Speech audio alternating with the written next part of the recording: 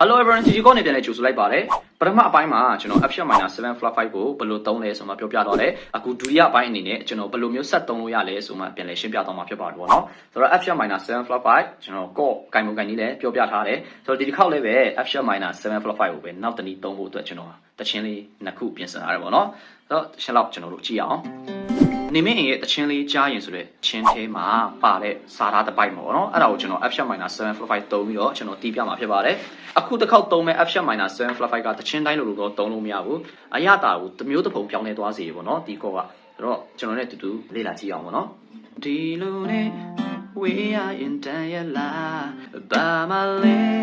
မဟုတ်တဲ့ပြဿနာလေးတစ်ခုကြောင့်ကွာโอเคအဲ့နေရာမှာသုံးမယ်ပေါ့နော် F G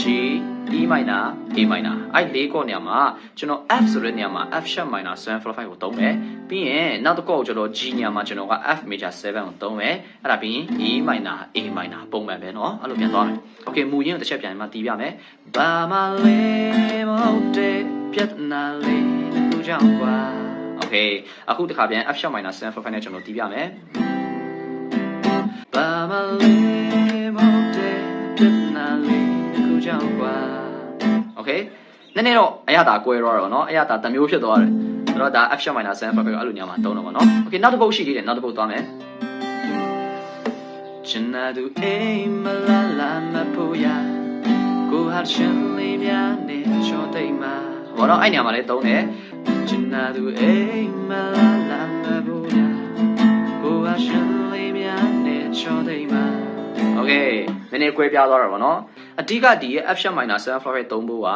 F ကနေ G ကိုသွားမယ် G ကနေတဆင့် E minor ကိုသွားမယ် E minor ကနေတဆင့် A minor ကိုသွားမယ်အချိန်မှာကျွန်တော်တို့ဒီ F sharp minor 7 flat 5ကိုအစားထိုးသုံးမယ်ပေါ့နော်ဒီနေ့တချင်းတိုင်းလို့တော့မရပါဘူးဒါကနည်းနည်းထူးထူးဆန်းဆန်းကြောင်တောင်တောင်လေးဖြစ်သွားလို့ပေါ့နော်ကော့ရတာနည်းနည်းကြောင်တောင်တောင်ဖြစ်သွားတယ်ခါဒီတချင်းကိုကျွန်တော်ကြောင်တောင်တောင် vibe မျိုးပေးချင်တယ်ဆိုတဲ့အခါမှာထည့်ပြီးတော့သုံးကြည့်ပါပေါ့နော်အဲ့လိုမျိုးသုံးကြည့်ခြင်းအဖြစ်ကျွန်တော်တို့တချင်းအရတာလည်းအတစ်တစ်မျိုးပြောင်းလဲသွားမယ်ကိုယ့်ရဲ့ core skill လည်းနည်းနည်းတိုးတက်လာမှာဖြစ်တယ်ပေါ့နော်ဘူးတူတရားချမယ်လို့လည်းမျှော်နေတယ်ဗီဒီယိုကိုအဆုံးထိကြည့်ရှုပေးလို့အားလုံးအထူးကျေးဇူးတင်တယ်ကျွန်တော်နဲ့အတူနောက်ဗီဒီယိုမှာပြန်တွေ့ကြတော့ပေါ့အားလုံးပဲ God bless you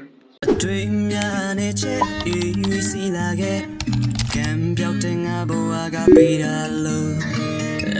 တားရပြန်ချစ်လိုက်ကောင်းလို့နေစေခုတွားတဲ့နန်းတဲ့ပွင့်တို့ရင်မှာ